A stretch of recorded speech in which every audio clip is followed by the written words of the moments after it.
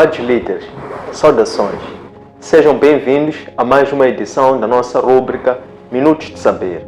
Espaço este em que embarcamos para uma passeata na qual, através de um diálogo direto, podemos refletir sobre um tema que vai contribuir para a nossa reflexão contínua e a nossa edificação mútua, com vista a que possamos crescer no conhecimento, enquanto um instrumento de emancipação e de empoderamento.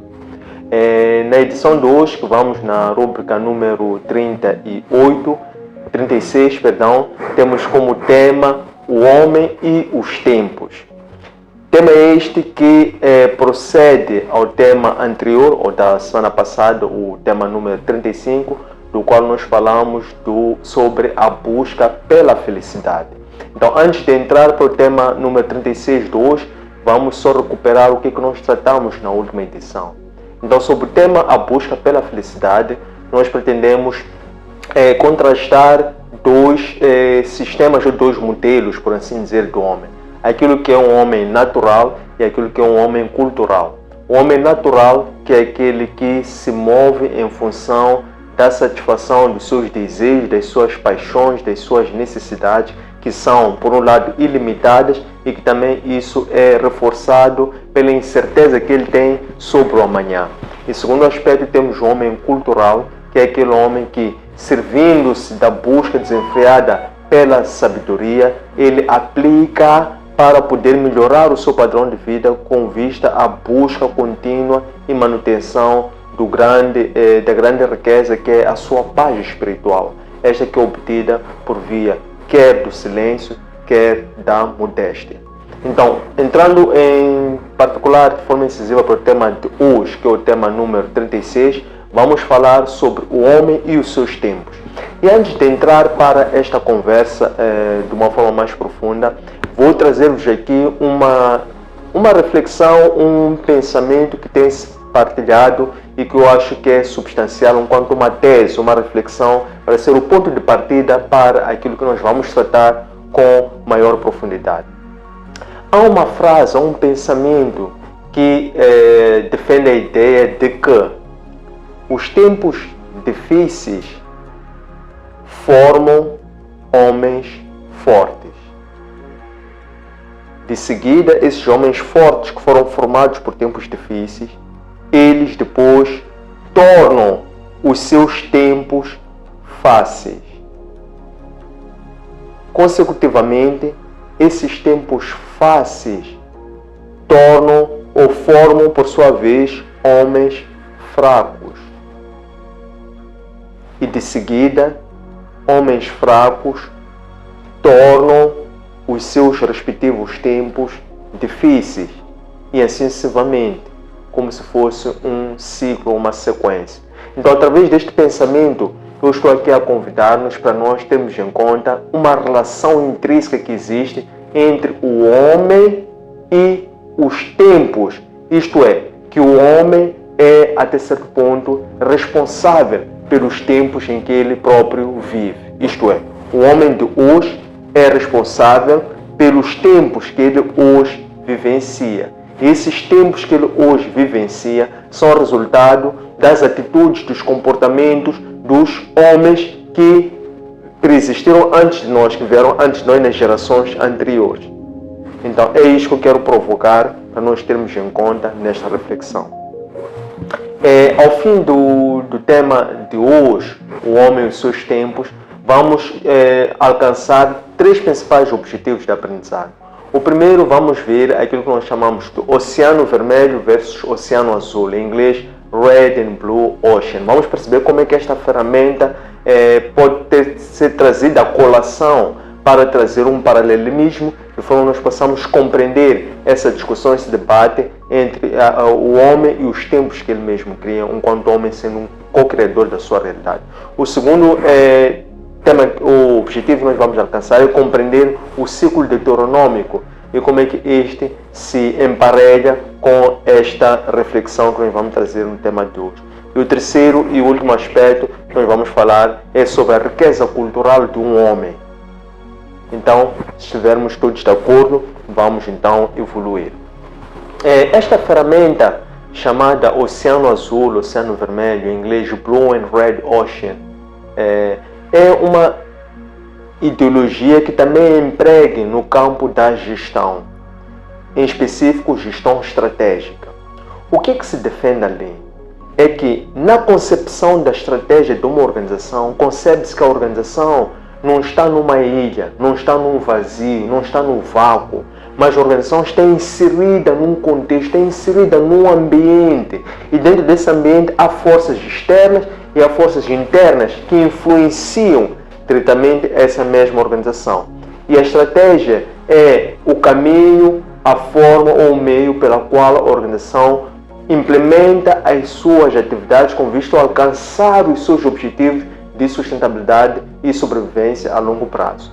Consequentemente, sugere-se o seguinte, que, em princípio, uma organização, para desenhar uma estratégia que seja, que conduza ao sucesso organizacional, ela deve, antes de desenhar a sua estratégia, antes de conceber a sua estratégia, deve primeiro ler, investigar, interpretar e compreender o meio em que essa organização se insere, para, na base desta compreensão, poder desenhar uma estratégia que permita que o movimento dessa organização possa aproveitar as oportunidades que este meio oferece e possa evitar as ameaças ou os riscos que as ameaças à volta deste meio também existem, possa também maximizar os seus pontos fortes, no sentido de olhar para as suas forças internas, possa maximizar aquilo que são os principais fatores ou as forças que a organização tem, e possa também, por outro lado,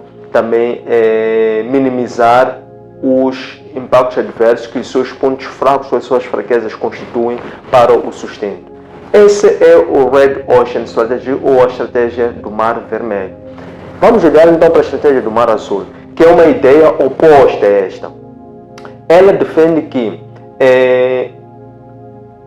ao haver a possibilidade de existirem organizações que desenham as suas estratégias não somente ou em função do contexto da realidade, não em função daquilo que são somente as forças externas, isto é, a organização não olha somente para a direção do vento para poder desenhar ou conceber a sua estratégia. De contrário, as organizações que navegam nos oceanos azuis, elas concebem uma estratégia que é uma estratégia disruptiva, que advém do caos, é aquilo que nós chamamos de destruição criadora. Então a organização, confiando na sua intuição e também num forte sentido de propósito, ela concebe uma estratégia que seja uma estratégia genuína, ao ponto dessa mesma estratégia genuína poder desenvolver ou criar ou formar uma organização resiliente ou diferente daquele contexto, de forma até que essa mesma organização possa depois influenciar o meio exterior. Então, se nós olhamos para uma relação de forças, por um lado, na estratégia do Mar Vermelho, sugere-se que as forças externas ou o ambiente é que molda as organizações, ao passo que na estratégia do Oceano Azul defende-se que é a organização que molda ou que influencia o seu meio. No que concerne ao ciclo deuteronômico, que também achamos que é muito interessante trazermos aqui para esta nossa reflexão, é que defende-se que, de acordo com o livro de Deuteronômio, que é a cópia da lei, que é a cópia do livro da lei, que é basicamente o livro de Levíticos, ali o Senhor antevia ou concebeu, dava as instruções na base da lei de como é que ele pretendia que fosse a relação entre ele e o seu povo, tendo em conta que Deus tem um amor profundo com o seu povo, o mesmo amor que Cristo tem com a sua igreja, que é um amor de reciprocidade, um amor de autodoação e um amor de desejo. Conquanto o ciclo deuteronômico sustenta que a bênção ou a maldição é um resultado da obediência ou da desobediência da lei de Deus. Então sugere-se que, de uma forma cíclica, quando o homem começa a praticar a apostasia, isso começa a desviar-se da lei do Senhor, isso pode causar um sofrimento. E quando ele está em sofrimento, ele arrepende-se. Quando ele se arrepende, ele se revolta. Ao se revoltar, ele, mostrando esse arrependimento, volta a clamar ou invocar o nome de Deus. E o Senhor, ouvindo, atendendo, quando compreende que este arrependimento é genuíno, é um arrependimento de coração, é um arrependimento profundo, porque nós sabemos que o Senhor até no limite manda profetas, manda açoites, que são castigos, e até pode até no limite mandar-nos para castigos severos, como foi no caso do povo de Jerusalém, que mandou-os para o cativo, para que o povo até lá ainda assim pudesse conservar ainda assim um remanescente, para que esse remanescente fosse ser suficiente para poder voltar e reconstruir o templo. Isto é, o ciclo deuteronômico compreende que, de uma forma cíclica, as pessoas, na sua relação com Deus, podem passar por estes ciclos de uma forma contínua. Olhando mesmo para a história do povo de Israel, que está bem patente no livro de história, é o reflexo do ciclo deuteronômico ao longo do plano de salvação do povo de Deus até a vinda e a chegada de Cristo, iniciando assim a época da graça. O terceiro e último aspecto tem a ver com a questão da riqueza cultural do homem. Estamos a falar de um homem que ele é movido por uma busca desenfreada por conhecimento para o enriquecer, com vista a que esta busca contínua pelo conhecimento, para que ele se torne um homem cultural, possa desenvolver uma consciência, um conhecimento, um comportamento e decisões. O que nós queremos com isso dizer? É que o homem cultural, ele tem consciência de que ele também é um co-criador da sua realidade. Através do quê? Através da busca do conhecimento e também do autoconhecimento, fundamentalmente. Para que a partir daí, através do autoconhecimento, que é mover-se em função de um propósito, ele poder aprender de dentro para fora, ir buscar conhecimentos que visam fechar as lacunas de conhecimento que ele pessoalmente tem, sente e perspectiva para os desafios que ele tem pela frente com vista à materialização de seu propósito. No que concerne ao comportamento, é que quer a consciência, quer o conhecimento, estamos a falar do conhecimento pleno, portanto, conhecimento teórico, conhecimento prático, o conhecimento na base das atitudes, dos comportamentos. Então, aqui é que entram os comportamentos. Quanto maior for a consciência e o nível do conhecimento do homem, então melhoram os seus comportamentos e as suas atitudes para com os outros, ciente de que ele também é parte do todo e também de que quanto melhor ele se conhecer, quanto melhor ele tratar a si próprio, quanto melhor ele amar a si próprio, também melhor poderá estar apto a amar, a cuidar e a tratar das pessoas, das plantas e dos animais.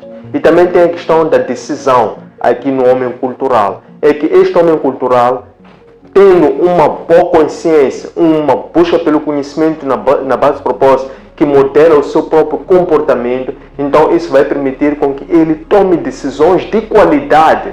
O que são decisões de qualidade? São decisões que ele toma sem entrar, são decisões que ele toma regindo-se através da sua paz espiritual, isto é, são decisões que ele toma de forma consciente, independente, livre de pressões interiores e pressões exteriores, porque ele toma decisões gozando da sua paz espiritual, tendo em conta um alcance ou horizonte de muito longo prazo, o que evita quaisquer conflitos de interesse, quer conflitos de interesses existenciais, quer também conflitos de interesses que esse homem pode ter com várias pessoas, organizações, organismos ou instituições que também estão à sua volta.